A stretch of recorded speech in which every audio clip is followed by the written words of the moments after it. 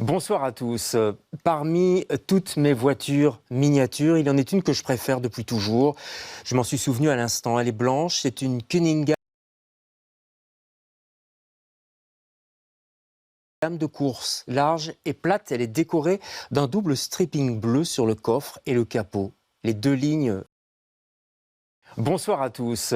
Parmi toutes mes voitures miniatures, il y en est une que je préfère depuis toujours. Je m'en suis souvenu à l'instant. Bonsoir à tous. Parmi toutes mes voitures miniatures, il y en est une que je préfère depuis toujours. Je m'en suis souvenu à l'instant. Elle est blanche, c'est une Cunningham de course, large et plate. Elle est décorée d'un double stripping bleu sur le coffre et le capot. Les deux lignes s'interrompent pour laisser place au numéro 31. Le buste d'un pilote est collé dans l'habitacle. Derrière un pare-brise, il y a même un petit volant. Extrait du nouveau livre de Stéphanie Bersky. Il est l'invité de LCR ce soir.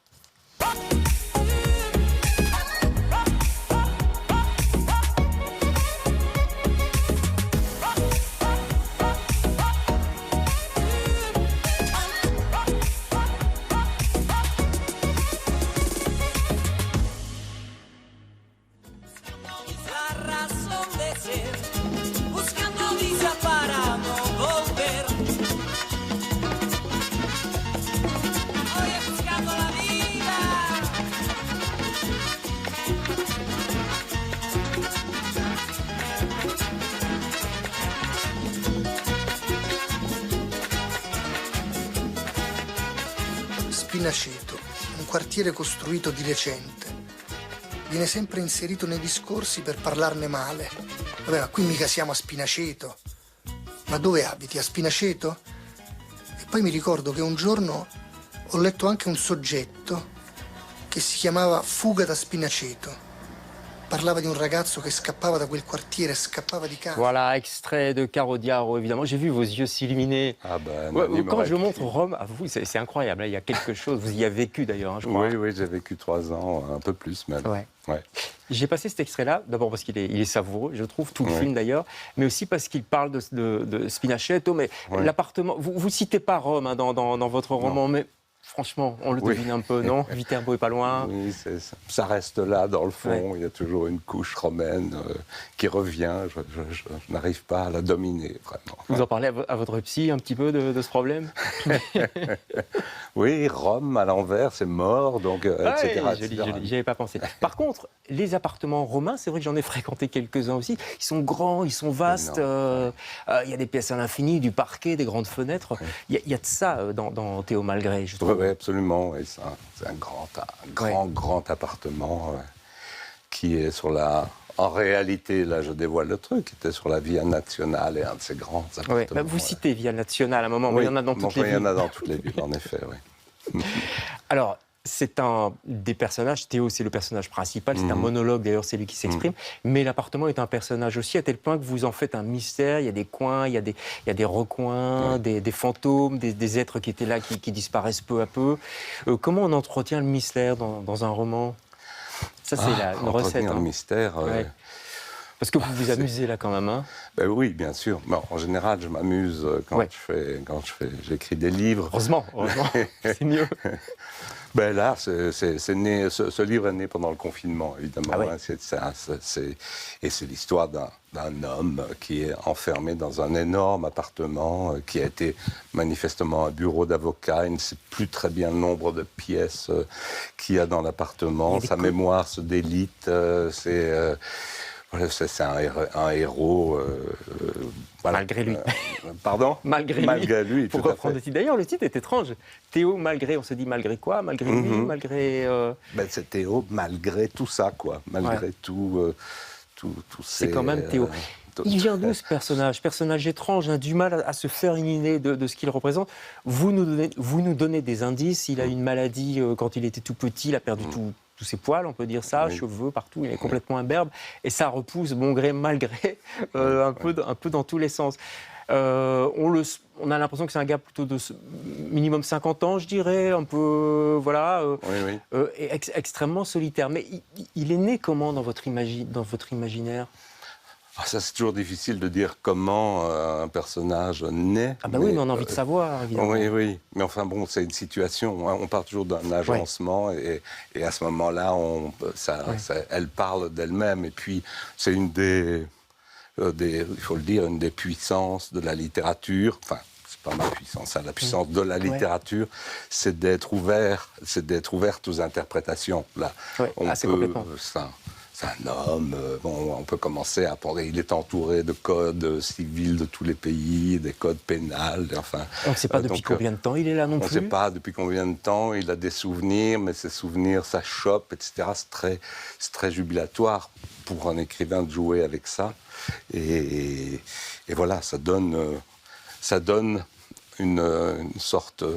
une esquisse peut-être, pas... C'est ça, une esquisse, enfin, je veux dire, il n'y a pas les détails, quoi. C'est quelque chose d'un peu... parfois, il y a des détails, justement, des détails, presque trop de détails, il s'appesantit sur les détails. Oui, c'est vrai. Ça crée des déflagrations. Et ça, c'est très drôle. Il y a un passage dans la salle de bain où le robinet, le plombier s'est planté. Ça arrive parfois entre le chaud et le froid. Et là, il y a carrément une page ou une page et demie là-dessus. Ça, d'ailleurs, une lectrice m'a dit que depuis qu'elle avait lu ça, elle était très angoissée parce que chez elle aussi, c'est pareil. Les robinets étaient inversés, donc elle ne sait jamais si le froid, avec le sigle froid, est vraiment le froid, ou bien si c'est justement, ça a été inversé, ou si on l'a remis en place, etc. Donc ça, c'est ce genre de détails où il s'appesantit. Stéphane, c'est de l'absurde, c'est quelque chose que vous cultivez depuis des années, même l'époque des Snuls, etc. C'était déjà ça. Qu'est-ce qui vous fascine tant dans cet esprit, enfin, dans le fait de mettre le monde à l'envers, on va dire ça comme ça? Je ne sais pas, c'est justement que le monde... il suffit parfois de le mettre dans un autre ordre et il révèle d'abord de l'amusement, puis pas seulement, parfois des choses plus angoissantes, c'est des points de vue différents, et ça m'amuse toujours. Enfin, ça m'amuse et en même temps, ça ouvre des espèces de points de vue, disons. Oui, c'est ça, des perspectives curieuses qui sont à l'envers du monde qu'on connaît. Le réel ne vous satisfait pas, ne vous convient pas? Si. Allongez-vous, on joue avec le réel. Hein. Oui, si, pourquoi pas. Parce que parfois, vous êtes dans l'ultra-réel, c'est vrai. Et puis ça part... c'est ça qui est fascinant. Là, je parlais de la petite voiture. Vous m'avez dit hors antenne que c'est une petite voiture que vous aviez vraiment quand vous étiez petit. Donc... Oui, forcément. Là, il y a un moment où on fait appel à ses souvenirs aussi, à ses propres souvenirs, même si on les empile d'une autre manière, etc. Hein.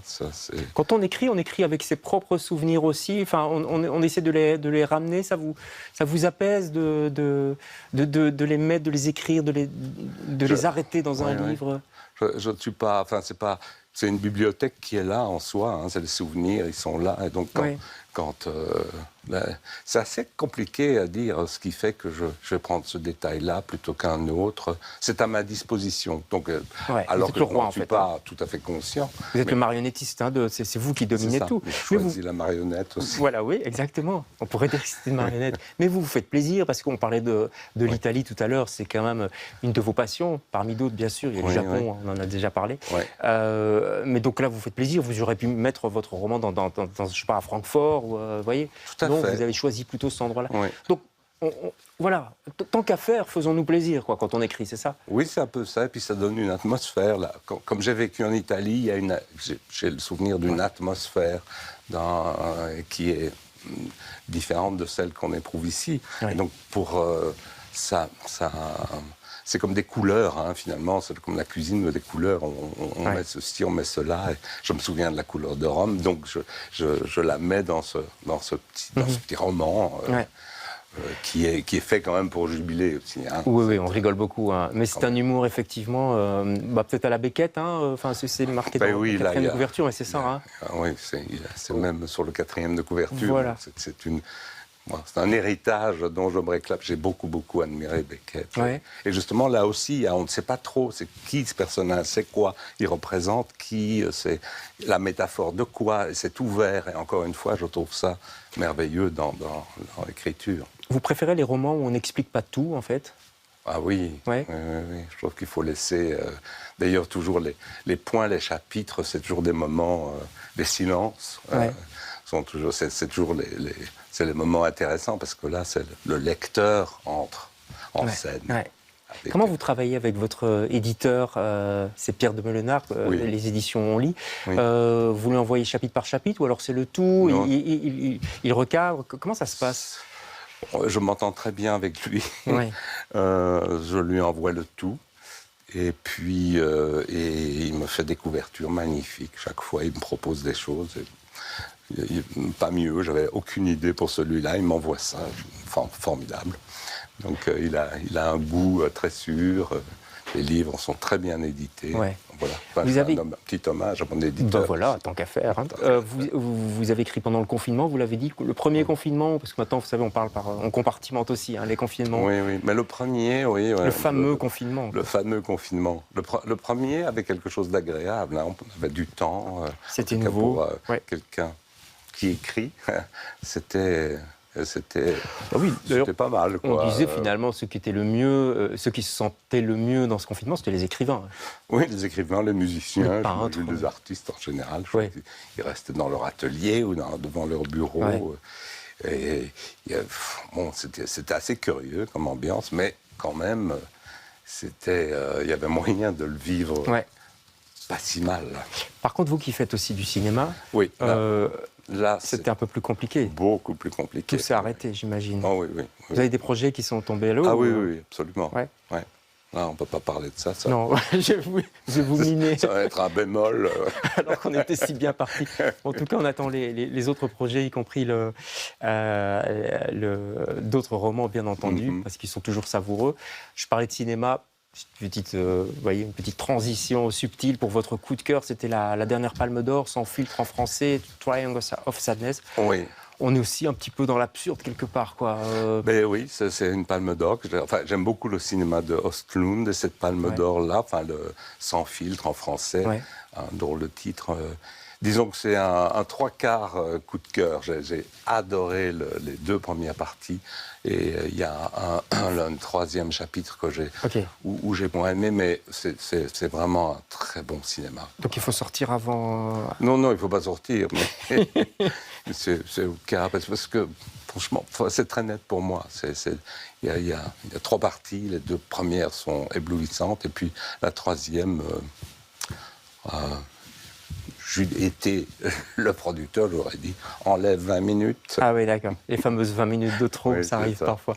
Merci beaucoup. Je rappelle aussi, on va peut-être voir si on a le temps, l'affiche du spectacle, parce qu'il y a un spectacle qui est proposé autour de ce livre, c'est Achille Ridolfi, je me prends. Italien. Excusez-moi, Ridolfi, évidemment, qui se produira au 140. En deux mots, ça va consister en quoi? C'est une lecture mise en scène, avec une mise en scène un peu light, mais enfin des interventions quand même... donc je laisse la surprise. Et il y aura Stéphane Goldrache, qui est un artiste plasticien, qui interviendra, et mon éditeur Pierre de Meulenard, qui est aussi musicien, qui interviendra. D'accord. Tout ça au 140 Au 140, le 8 décembre. Le 8 décembre, notez bien. Merci beaucoup, Stéphane Iberski. Merci à vous. Nous, on se retrouve lundi prochain avec d'autres invités. Bonsoir.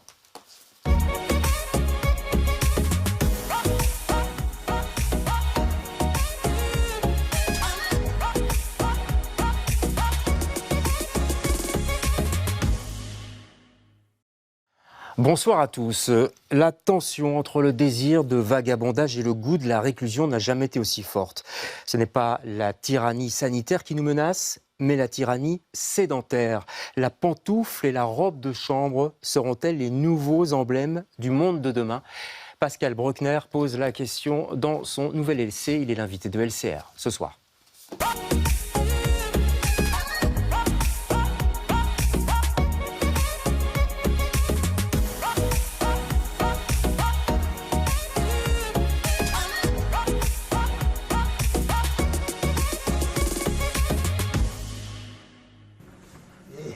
Une lettre.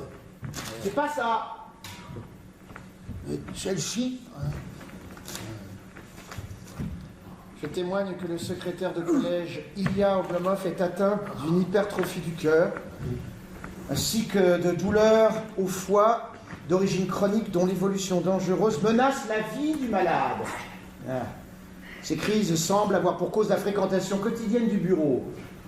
Ainsi, je juge nécessaire pour Ilya Oblomov de s'abstenir de tout travail intellectuel et, de manière générale, de toute activité. Ça m'a pas l'air d'être la lettre du régisseur. Non, c'est celle du médecin quand j'ai quitté le bureau. Déjà 3 ans. Voilà, extrait de Oblomov, bien sûr. Ça, c'est au théâtre de La Criée à Marseille, mise en scène par Robin Renucci, d'après le roman d'Yvonne Goncharov. C'est un roman très connu en classique Russie. russe, oui, Oui, un un grand classique classique de la russe, oui. littérature russe. J'en parle, bonsoir Pascal Bruckner, j'en Bonsoir. parle parce que vous ouvrez votre essai avec ça. Vous l'avez découvert pendant le Covid, c'est ça? Oui, j'ai découvert pendant le Enfin, on dit confinement. pendant le confinement. Et je me promettais de le lire depuis longtemps. Et là, on a eu beaucoup de temps libre. Ah bah oui. Et donc, je me suis dit, c'est le moment. Et j'ai vu des analogies très fortes entre le personnage d'Oblomov, qui est donc un homme qui vit couché. Il refuse de se lever, Il refuse de se lever. Dès qu'il se lève, il est très fatigué. Donc, il faut qu'il se rallonge tout de suite. Et écrire une lettre lui prend 15 jours. Et la situation dans laquelle on était pendant le confinement, c'est-à-dire qu'effectivement, les arts du lit l'ont emporté très largement sur la sortie, la marche, la course à pied, la vie en plein air, tout simplement parce qu'on n'avait plus le droit de sortir. On ne pouvait pas. À la limite, on n'avait pas le choix. On est tous devenus des Oblomov, selon vous? Oui, des Oblomov en robe de chambre. Ouais. Oui, En parce qu'on a vu pantoufles. énormément de FaceTime ou de Zoom, où les gens se parlaient, ils se levaient, puis ils étaient en caleçon ou en pyjama. C'est vrai, on en a vu. Donc le pyjama est devenu un objet symbolique, le pyjama et les pantoufles. Et je me souviens que pendant le confinement, les gens faisaient leurs courses en tenue d'intérieur. Ouais. Même je me souviens des chanteurs ou des vedettes de variété qui prenaient la guitare avec leur pyjama et qui chantaient comme ça pour leur public, quoi. Oui, tout à fait. Donc l'intérieur a triomphé de l'extérieur, de l'espace public et la vie privée aussi. Nous sommes tous devenus des individus privés pendant cette période. Et aujourd'hui, je pense que ça reste parce que ça nous a marqué. C'est la